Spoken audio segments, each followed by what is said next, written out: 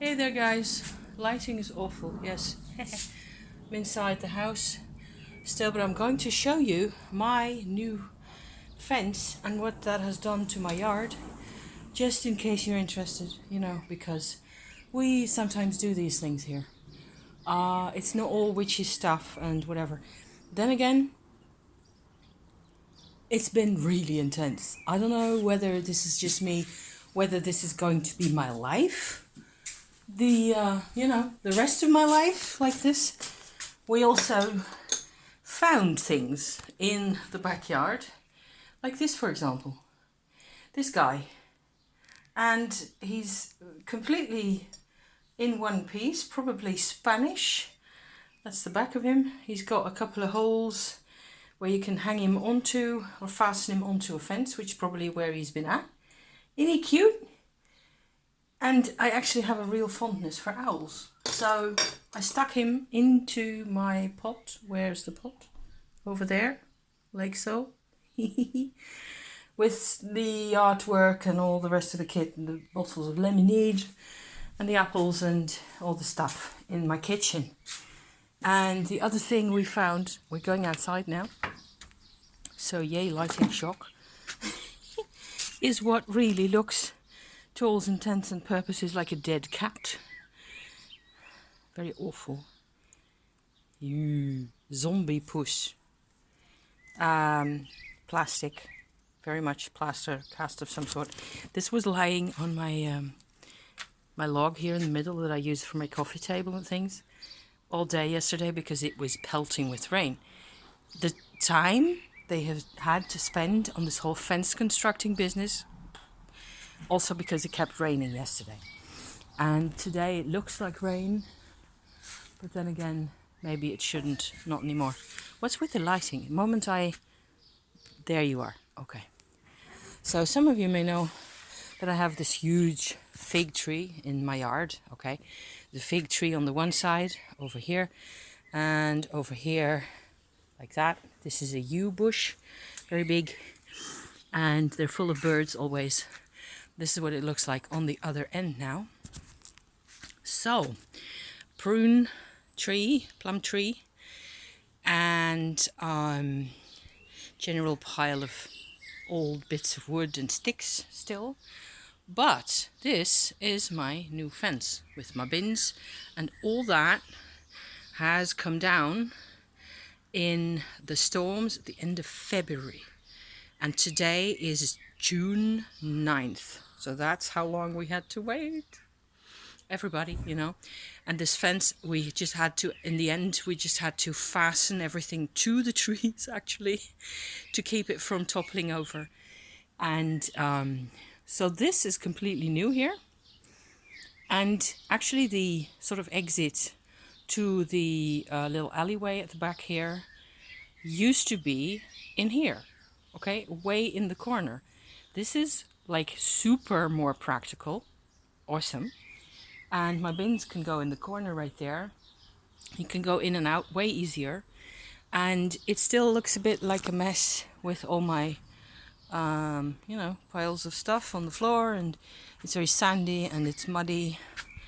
And I'll probably have to think of something to do with these longish pots here. These kinds of, that people used to have their geraniums in, I think.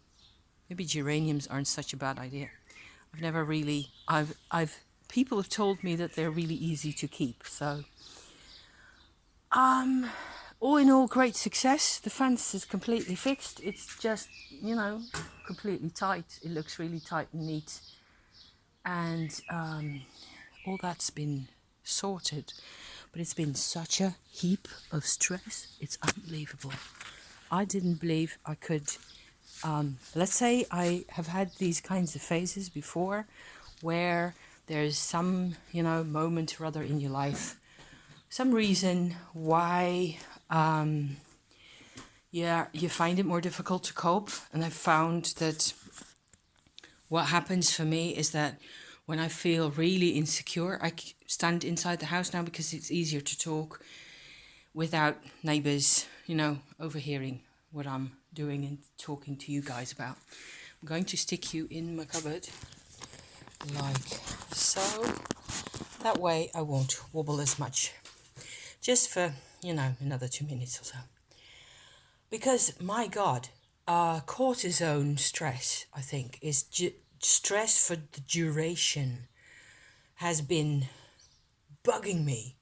And of course, I am on my period, which happened like Tuesday night, today's Thursday afternoon. And they started on Wednesday morning with the job. So I've got all these strange fellows marching in and out of the house the whole day long, drilling, noises, And I don't know whether I think it's all gotten a bit worse in terms of stress management for me post-lockdown. Not only is the post-lockdown period by itself less than completely easy, it certainly isn't a return to normal, whatever we used to imagine back in 2020. It hasn't been like that at all. But there's also just the effect of the lockdowns, of not seeing people for weeks on end, hardly anybody, nobody out in the streets, all that stuff, all that jazz. And so it's been a bit of an ordeal. Today was less of an ordeal. Also, I know these guys, they're quite friendly most of the time. They're just work people, I know their faces and their names, I think, most of them. And they're really regular people, and they've done a good job, and I'm really pleased with the result. But I need another day. I need another 24 hours to come down from the cortisone levels that I've been at. And I've realized that there's a couple of things I've realized which I also just want to drop into this video, so then we are done with that chapter, maybe, hopefully, for now. Is that I think you can develop, like, there's two types of stress, right? There's adrenaline stress, has to do with shock effects, fear, like an acute state of distress in that way. And there's cortisone stress, which is the duration, so longer term chemistry in your body that makes you, uptight, and it keeps you in a state of sort of semi-frustration. I mean, I have sat on my butt for 1.5 days, where normally I would have at least gone for walks or whatever, and we managed all right, but I feel like I just need to be outside and move around a bit, have some exercise, have some, generally some metabolic, because that gets rid of the cortisone in my bloodstream. The thing I wanted to really mention here is that I felt quite clearly that this metabolic process of getting into a stress level and then getting into cortisone, and so hanging on to this whole stress thing for way longer than just the first thing that you have with adrenaline stress, if this still makes any sense. It has to do, it's just like it's the physical side or another side of how I have dealt with stresses in the past as a kid and growing up, over the long years, over the decades, really. There has been a very strong theme in my family, in my relationship with my mother growing up and all that, and also afterwards, and also before, in her relationships before. It was always about endurance. To endure, to just keep going, just stay afloat, tough it out, stay tough, stay strong, that kind of thing. So I notice nowadays, what with the Tumo and all the rest of it that you've heard me talk about, I am less and less comfortable with this whole endurance philosophy and practice. Not only the way of thinking, but the actual making yourself do things that you really don't want, or making yourself do them for way longer than you want, which is an element, this applies to loads of people in loads of different types of situations. I like it less and less, and I especially can see what there's a level where it just goes bad for me. And I get this cortisone level in my bloodstream and I just go completely, I get a crampy like feeling in my whole body.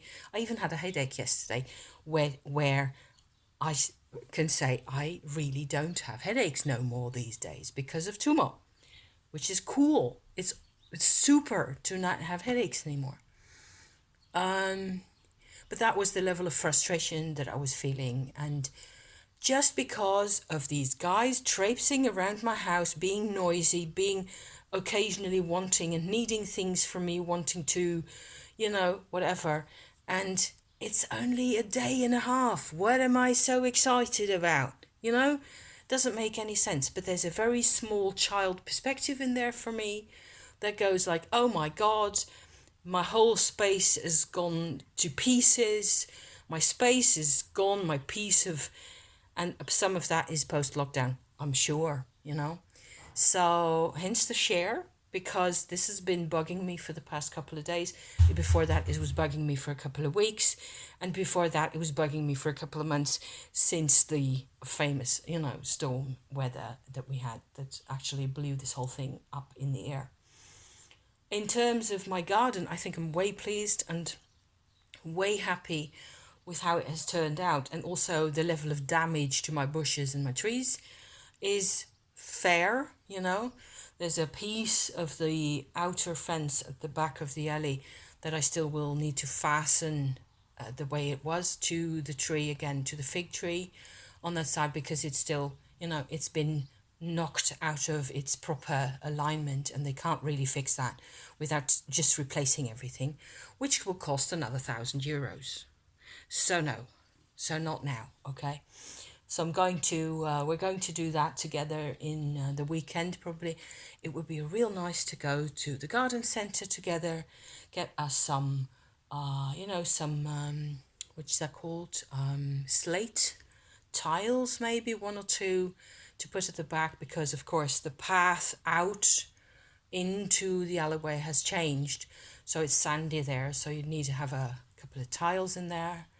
It would be real nice to have one or two nice rose quarters, if they still got those, at the garden centre, which I've bought there.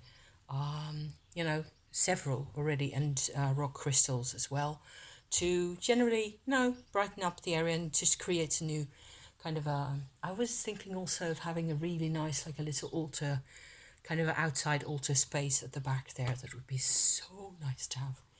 So I will keep you posted on that. If that happens, I will definitely be showing it off to you. And I'm going out for a little shop around, because the husband needs a new house coat, and just to have a look whether they've got anything in the square over here.